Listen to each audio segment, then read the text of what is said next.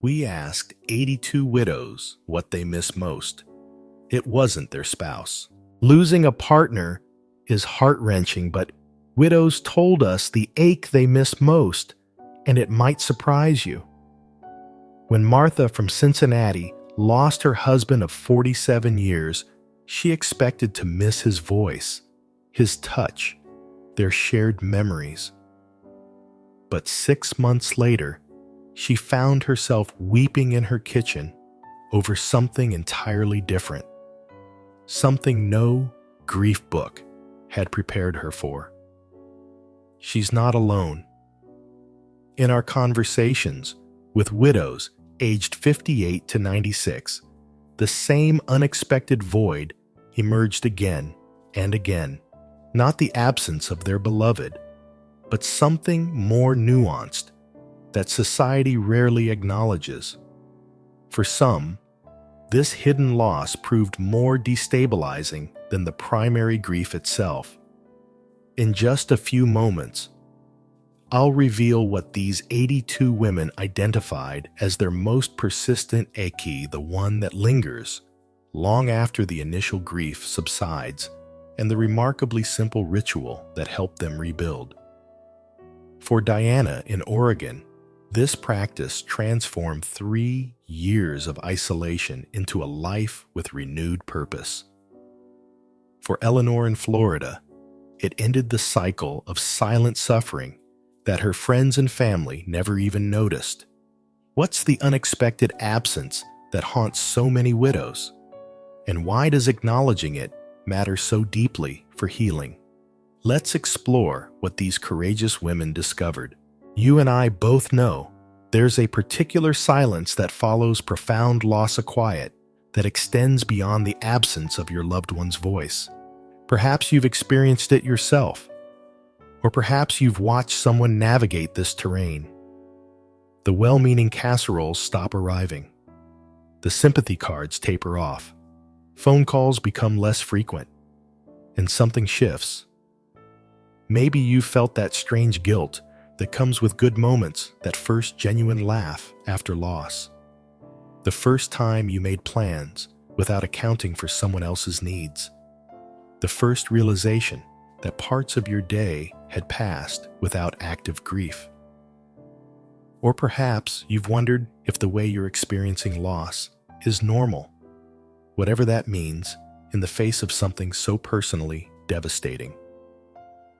There's a lonely wisdom that comes with this journey, one that's difficult to articulate to those who haven't walked it yet, but in that solitary knowing, there also lies the possibility of profound connection. First story, Martha's Kitchen. Revelation. When Martha's husband Gerald passed after nearly 5 decades of marriage, she prepared herself for the obvious voids. The empty chair at breakfast, the missing goodnight kiss, the silence where his opinions once lived. Family and friends surrounded her initially, and Martha moved through the funeral and early months with the quiet dignity everyone expected. I thought I was handling it well, Martha recalls. I had my crying times, of course, but I was functioning. I was getting through the days. Then came the moment, 6 months after Gerald's passing, when Martha found herself sobbing uncontrollably in her kitchen. The trigger? She had made a simple decision about dinner without negotiating or compromising with anyone else. This small, seemingly insignificant moment unlocked a revelation. It hit me like a physical blow, Martha explains. What I was missing most wasn't just Gerald himself, it was having a witness to my life. For nearly half a century, someone had been paying attention to my existence, noticing my choices, caring about my day. Now, I could live an entire week, making hundreds of small decisions, experiencing little triumphs and disappointments, and no one would ever know, unless I deliberately reported it to them. This absence of being witnessed, of having someone who inherently cared about the mundane details, of her everyday existence created a hollowness that Martha hadn't anticipated. Her life continued, but it occurred in a void of attention that made even ordinary moments feel diminished. It's hard to explain to someone who hasn't experienced it, Martha says. It's not just loneliness. It's the sudden invisibility of your daily life. What Martha couldn't know then was that her experience would be echoed by dozens of other widows, and that an unexpected practice would eventually help her reclaim the sense of being seen. Second story: Eleanor's silent suffering. Eleanor had been married to Richard for 32 years when a sudden heart attack took him at age 67. As a retired nurse, Eleanor approached her grief with the practical mindset that had served her throughout her career, creating routines, staying busy, and maintaining connections with friends and family. Everyone commented on how well I was doing, Eleanor remembers. My daughter would say, "Mom, you're so strong." My friends would tell me I was an inspiration. But 18 months after Richard's death, Eleanor found herself increasingly isolated. Not physically. She maintained her social calendar diligently, but in a more subtle way she struggled to articulate. I realized that I had stopped sharing anything real, she explains. Conversations became performances where I played the role of Eleanor who's doing just fine. I'd come home from lunch with friends exhausted from pretending. The breaking point came when Eleanor found herself silently talking to the walls of her empty house, narrating her day in detail, something she'd never done before. She caught herself mid-sentence, describing a minor interaction at the pharmacy to an empty living room, and the reality of her situation crystallized. What I missed most wasn't Richard's presence. It was the freedom to be fully known, Eleanor realizes now. With Richard, I never had to explain my reactions or justify my feelings. He knew the context of my life. Without that shared history actively present, I felt like I was constantly providing footnotes to my own existence. This exhausting need to provide background for every story, to explain why certain things mattered or hurt or delighted, created a fatigue that Eleanor hadn't anticipated. The mental load of contextualizing her life for others who didn't share her history became overwhelming. I stopped telling stories altogether, she admits. It was easier to just ask about other people's lives than to attempt to convey mine. Eleanor had unwittingly identified what would emerge as a common theme among the widows we interviewed, but she had yet to discover the simple practice that would eventually help her reclaim her voice. Third story: Diana's disappearing identity. When Diana lost her husband Carlos, after 41 years of marriage, she was prepared for grief. What she wasn't prepared for was the subtle erosion of her identity that followed. Carlos and I were Diana and Carlos for so long that I'd forgotten what it meant to be just Diana, she explains. We had our inside jokes, our shared opinions about everything from politics to pizza toppings, our little traditions that probably seemed silly to others. 6 months after Carlos's passing, Diana attended her granddaughter's piano recital. Afterward, at the small reception, she found herself hanging back, uncertain of her place. For decades, she had navigated social situations as part of a pair. Now, she felt oddly unmoored. A neighbor asked me what I thought of the music selection, and I froze, Diana remembers. It sounds ridiculous, but I couldn't form an opinion in that moment. Carlos and I would have discussed it on the drive home, refined our thoughts together. I'd lost my sounding board, and with it, somehow, my confidence in my own perspectives. This loss of collaborative identity, the we that shapes so many of our thoughts and positions, emerged as one of the most disorienting aspects of widowhood for many women we interviewed. Having someone who not only witnessed your life, but helped you process and interpret it, creates a feedback loop that shapes identity in ways we rarely acknowledge until it's gone. I found myself unable to answer simple questions like what restaurant I wanted to go to or what movie I'd enjoy, Diana shares. Those had been joint decisions for so long that my solo preferences had atrophied. This diminishment of personal identity, separate from the grief of losing her husband, created a secondary crisis that Diana hadn't anticipated. But through an unexpected practice suggested by another widow, she would eventually find her way back to herself. Fourth story, Josephine's calendar shock. Josephine had been married to Harold for 51 years when cancer took him at age 79.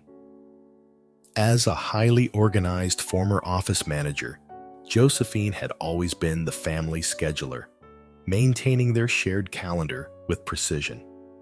3 months after Harold died, I opened my planner to schedule a doctor's appointment, Josephine recounts. I suddenly realized I had nothing written down for the next month except a hair appointment and one lunch with my sister. 50 years of coordinating 2 lives, and suddenly there was nothing to coordinate. This empty calendar triggered something unexpected in Josephine, not just sadness at Harold's absence, but a profound sense of purposelessness.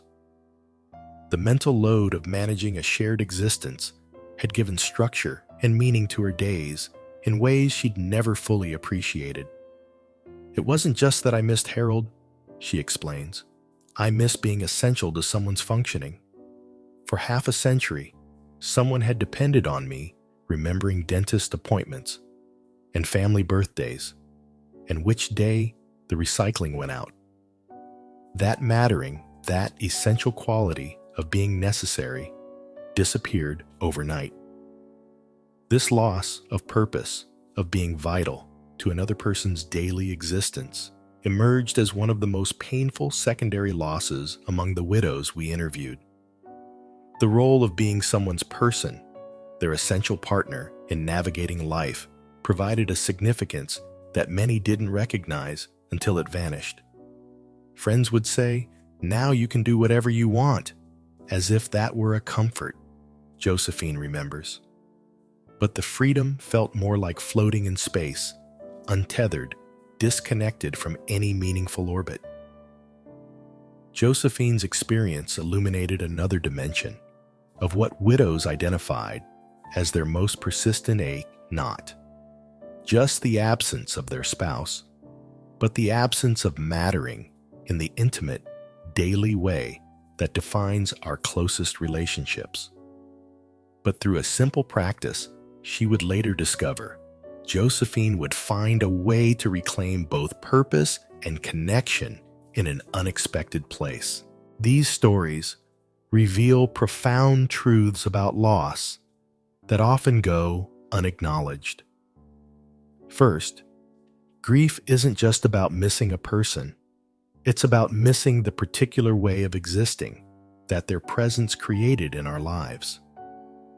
The vacancy left behind includes not just their physical absence, but the absence of being witnessed, of being known without explanation, of collaborative identity, and of essential purpose.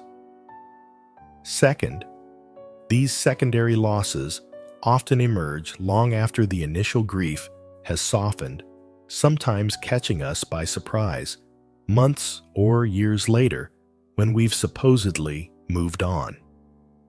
This timing can make them particularly isolating, as the world expects our grief to be resolving just as these deeper absences make themselves known. Third, and perhaps most importantly, what these widows identified as their most persistent ache was not the loss of what they gave to their spouse, the care the love, the support, but the loss of what their relationship gave to them, the sense of being truly seen in the world. But this raises a profound question. If what we miss most is not the specific person, but these deeper human needs for witness, understanding, identity, and purpose, is it possible to restore these essential elements of well-being after profound loss? And why do we so rarely discuss these aspects of grief when they clearly shape the experience of moving forward? Here's the insight that transformed healing for these 82 widows. What they missed most wasn't their spouse specifically, but the sacred witnessing that intimate partnership had provided, and this witnessing could be recreated, though in different forms. The ritual that emerged across our conversations was deceptively simple but transformative: intentional mutual witnessing through dedicated sharing partnerships. Unlike general support groups focused on processing grief, these partnerships, sometimes pairs, sometimes small groups of 3 or 4, committed to the practice of fully witnessing each other's ordinary lives with genuine attention and care. The power lay not in discussing loss itself, but in creating space where daily experiences, thoughts, and evolving identities could be shared and acknowledged just as they had been within marriage. This wasn't about finding new romantic partners, but about fulfilling the fundamental human need to have our existence meaningfully observed and valued. What if the path forward after loss isn't just about learning to live without someone, but about intentionally recreating the witnessing that makes life feel significant and seen? Perhaps there's a gentle wisdom in recognizing that while we cannot replace those we've lost, we can recreate the conditions that made our shared lives meaningful. The essence of what we miss most, being truly witnessed as we move through our days, is not something exclusive to romantic partnership, but a fundamental human need that can be met in many forms. There's a tender strength in acknowledging this need for witnessing not as weakness or dependency, but as the beautiful, connective tissue of human experience. We are social beings meant to be seen, to have our stories held by others who genuinely care about the minutiae of our lives, not just the dramatic moments, but the ordinary Tuesdays, the small decisions, the quiet victories. Your daily existence deserves witness. Your evolving identity deserves reflection. Your continuing story deserves attentive ears. Not because these validate your worth, but because they reflect the intrinsic value your life already holds. As you move forward on your own journey, whether through grief or simply through the inevitable changes life brings, remember what these 82 wise women discovered: that intentional witnessing, freely given and received, can restore the sense of being truly seen that we all deeply need. Consider who might become your witnessing partners, those with whom you can create space for mutual attention to life's ordinary moments. This might be other widows who understand this particular absence, or friends in different circumstances who recognize the universal need for being truly seen. May you find the courage to speak your ordinary days aloud, to share your evolving thoughts and changing identity, and to receive the sacred gift of being witnessed as you continue writing your unique story. And next time, discover why leaving a legacy might be the wrong goal entirely, and the simple shift in thinking that 90-year-olds say brought them their deepest life satisfaction.